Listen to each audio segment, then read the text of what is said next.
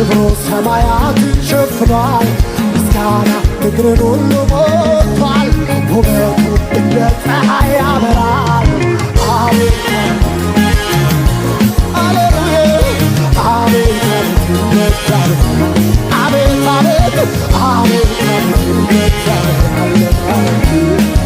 አቤት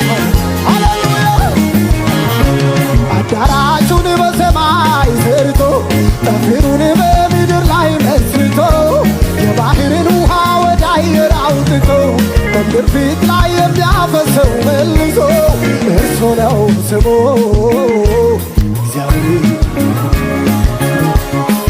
ክብሩ ሰማያትን ሸፍኗል።